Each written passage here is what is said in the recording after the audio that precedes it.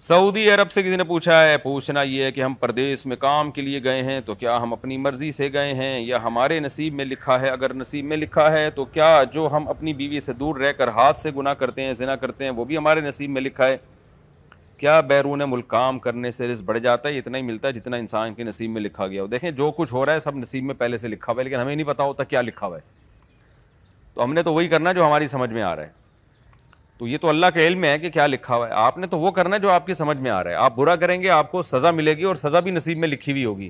آپ اچھا کریں گے تو اس کو آپ بدلہ اچھا ملے گا، اور وہ اچھا بدلہ بھی آپ کے نصیب میں لکھا ہوا ہوگا۔ تو آپ نے گراؤنڈ ریئلٹی کو دیکھ کے فیصلہ کرنا ہے کہ میں نے کیا کرنا ہے۔ تو اگر آپ بیرون ملک رہ کر اپنے ملک میں آپ نہیں کما سکتے اور بیوی بچوں کے ضروری خرچے پورے نہیں کرتے تو مجبوراً بیرون ملک جانا پڑتا ہے آپ کو۔ تو اپنے وہاں زنا تو کسی قیمت پہ الاؤ نہیں ہے۔ اگر زنا سے بچنا ممکن نہیں ہو رہا تو پھر آپ کو ملک چھوڑنا پڑے گا، اپنے ملک میں کمانا پڑے گا آپ کو، تو روکھی سوکھی پہ گزارا کرنا پڑے گا آپ کو، کیونکہ بیرون ملک جانا ان لوگوں کے لیے جائز ہے جو زنا سے بچ سکتے ہوں۔ اسی طرح بیوی سے دور رہنا بھی ان کے لیے جائز ہے جو زنا سے بچ سکتے ہوں۔ جو زنا سے نہیں بچ سکتے بیوی کے بغیر تو ان کے لیے پھر بیوی کے پاس رہنا ہی لازم ہے، اور پھر وہ روکھی سوکھی جس طرح سے جو غربت ہو اس میں گزارا کریں وہ، کیونکہ زنا الاؤ نہیں ہے کسی قیمت پہ بھی۔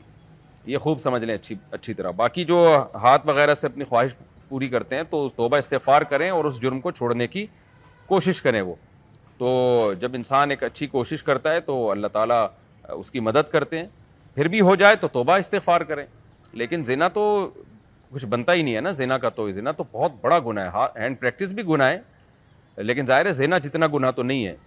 تو وہ بھی دونوں گناہ ہیں، دونوں چھوڑنے ہیں، لیکن زنا تو اس پہ تو شریعت نے 100 کوڑے رکھے ہیں۔ شادی شدہ زنا کرے تو اس پہ تو رجم رکھا ہے، بہت زیادہ بڑی سزا ہے زنا کی۔